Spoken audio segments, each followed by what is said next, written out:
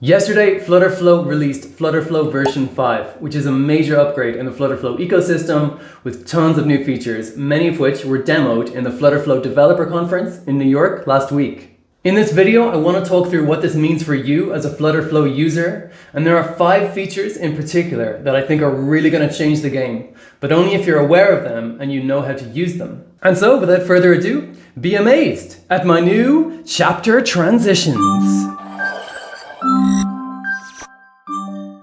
Actually, did I overdo it? It's fine. The concept of development environments is really fundamental in software engineering, so this is a huge leap forward. Before this, you might have been rightly worried that as you were developing your app, you were messing around with data that's currently in your production database, and this is really dangerous. So with this new feature, you can create separate databases and hook them all up to the same Flutterflow project. So basically what I do is I create a new project in Firebase. Let's say my project is called Keely Studio. This would be Keely Studio Dev. And you do unfortunately have to set up all of the Firebase project settings again, in particular the Firestore database. But you don't have to do quite as many things as you would for the production database, since really what you're looking for here is the database itself, so that you can have an isolated database in Firestore with only your development or your staging data. So over here in Flutterflow, what I can do is I can create a new environment. Let's call this development. And what happens is that Flutterflow has now disconnected itself from the Firebase project. If I go to Firebase, it's totally empty. And if I go back to production again, I can see that I'm still connected to my Firebase project. So what I need to do is jump over and grab the project ID of my new dev Firebase project. And I can go back to dev environments and the development environment, and then I can connect up the new Firebase. So you do need to set up all of the Firebase settings again, but this is good. They are supposed to be totally separate projects, and the whole point is that they're completely isolated from each other. And you'll have the development environments, but you can also have what's called a staging environment. It's typical in software engineering, sort of as a bare minimum, to have 3 environments. Development is for your actual development work, and so your database will be a bit of a mess, and that's completely fine. Then you'll have a staging project which is supposed to mimic production, but not actually be production. So this is where you can perform a lot more testing, and you can even do some beta testing with staging environments and give the environment to certain users. This is called user acceptance testing, or UAT. So there's various different kinds of environments you can make, and now you can do any number of environments with Flutterflow, which is really powerful and really, really important. And you absolutely should start using it the second you get your application into production, if not long before that. Branches and commits are a reference to something called version control, which is really fundamental in traditional software engineering as well. Up until now, we could do something called versioning, where we just go to this version and we can save a new version of a particular project. This is actually putting a commit on the timeline of a particular project so that we can reference it again later. Now we have more advanced functionality if you go to this tab called branching. And what you can do is you can actually create commits, but also branches, which is essentially another version of your code base. So you can think of your Flutter code base in terms of a timeline. And along this timeline, you have something called commits. And these commits are kind of like snapshots of your code base. The whole point of that is that you can go back at any point to any point in time, as long as you've placed a commit there. And this happens along a main, master, or trunk branch. They have different names, but the concept is that this branch is the branch that's going into production. Along this timeline, you have, as I said, something called commits, and these commits you do manually in Flutterflow. But Flutterflow has now announced this new feature called branching. What happens here is that you create a new branch, and then you give this new branch a name. Let's say you want to call it dev. So this is no longer the production branch anymore. You can make changes to this branch and it won't affect what's happening on the main branch. So you could leave main in production, keep working on dev, and if at any point you needed to deploy your application to production or fix a very small bug, you can make that change in main, and then you can deploy that, and then you can go back to your dev branch and then just keep working on that. Now, traditionally, the flow then would be to take your dev branch, add all of your changes, and when you're happy with them, you do something called a merge, which is when the new branch, in this case we're calling it dev, we could call it whatever we wanted, is being merged back into the main branch. And so the timelines are still going to reflect that they used to be different branches at some point, and then they were merged together. So now the new main is reflecting all of the changes that have happened inside of your dev branch. And you can do this with any number of branches, and you can create branches of branches. And this is the traditional software engineering flow, and it's really cool that Flutterflow has this now. So here in Flutterflow, I have this concept of branches. I have my branch history.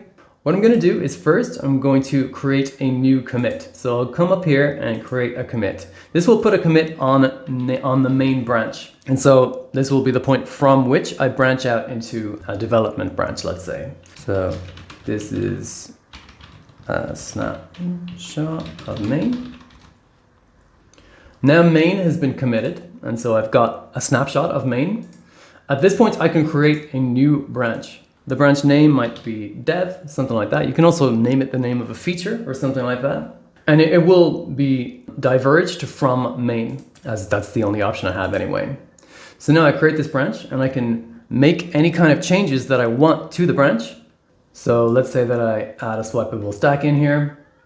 And now I've created something new that's happening. I'll go back to branches, and what I'll do is I'll create a new commit. So now I've added a swipeable stack, and I've done that on dev. So this swipeable stack, it doesn't exist on main. So here's main. I can actually switch back to main, and my swipeable stack isn't here anymore. If I had some bug, I could move away from dev.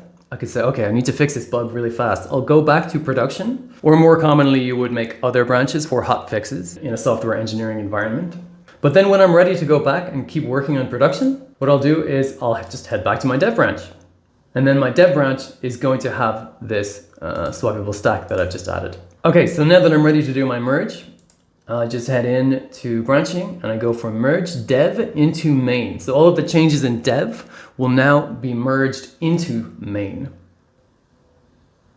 One thing that can happen if you create lots of different branches is that conflicts will appear.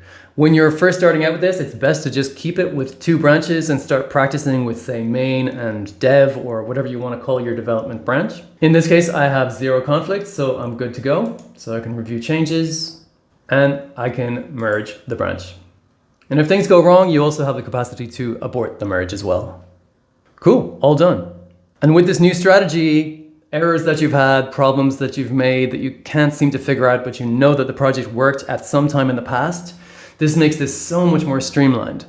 And so with this strategy, production applications in the app stores can stay in a very stable state, and that's what's really important here. And when we're doing changes in development and we're trying things out and maybe even adding features that we end up finding we don't need, we can control these things with branches.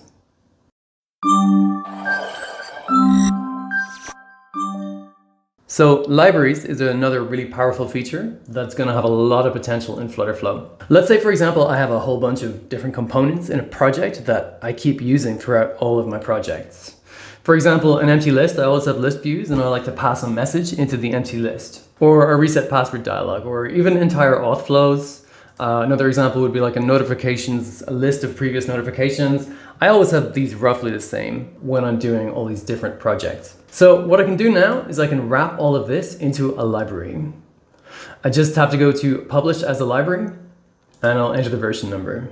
This is semantic versioning. So for example, Flutterflow is now at version 5.0. That's a major version 5. Things are really different in version 5 and there are breaking changes, which is really important concept in major versioning. Then the second number is the minor version. So there's no breaking changes, but some pretty significant features, for example, have been added. And then the last number is for smaller changes and more regular updates of a software product, such as bug fixes, for example. If I fixed a bug in just 1 or 2 things, and then I come out with a new version, it would be 0.02. And so this is the first version of my library. It's not sort of production ready yet, and so I'm not up to version 1.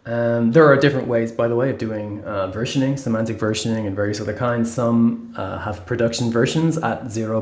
whatever. Other ones consider their first stable version to be version 1.0. Okay, so I'm ready to publish now my version 0.01 of my library. I'll just add a description. It's going to be for notifications bottom sheet and empty lists. And I can hit publish. Do note that you can't have development environments, and I think you can't have development branches either when you're publishing as a library, so bear that in mind. You'll need to remove these before publishing as a library. So now that my library is ready, I can come up here to project dependencies. And these are the pre-existing libraries that this Flutterflow project is depending on. And I can add my own dependency here.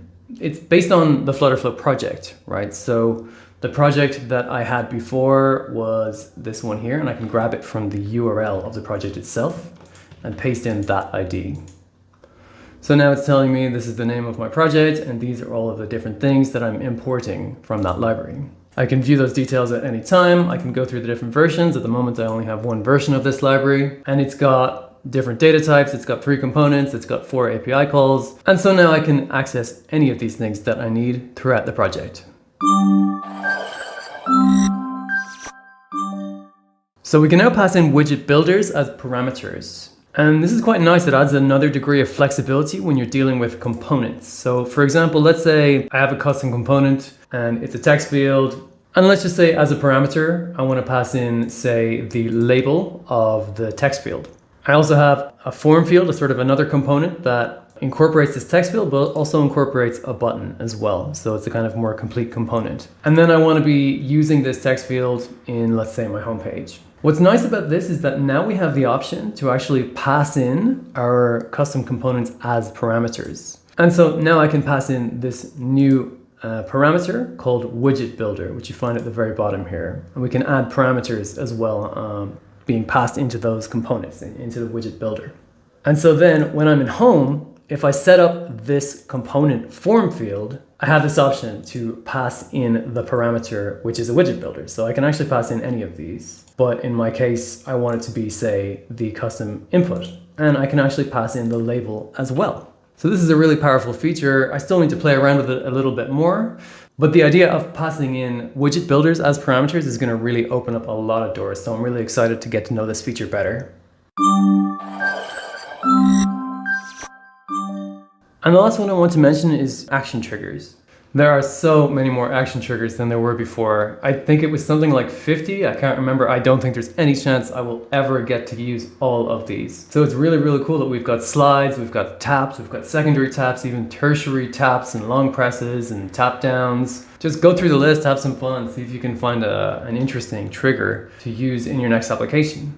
So for example, I'll take any random field and I'll open up the action editor. And here are all of the actions that I can do. Horizontal drag down, long press down. It's really a lot of stuff. And so this can create sort of sliding motions and dragging motions, and it's going to be really powerful for web applications as well. And so I'm also really excited to get to know all of this huge list of actions and see if I can get some of them in use in my own applications. There's also 2 bonus features that I'm really excited for. The new suite of AI tools and the VS Code extension. So some of the AI tools were demoed at the Flutterflow developer conference last week, and they generated tons of buzz. Especially this one called Sketch to Component. And you can literally just sketch out like some semblance of what you want, and the AI will generate a component for you off of it. It's really cool. More on that later as well. And then there's the VS Code extension. And VS Code is a code editor. It's made by Microsoft, and it's absolutely huge in the software development industry, and I've been using it myself every day for years and years. This will make custom code creation in Flutterflow such a smooth experience, and I'm going to make a whole video on this probably soon as it comes out, so stay tuned for more on the VS Code editor. Thanks for watching. Please subscribe if you're finding the content helpful, and I'll see you in the next one.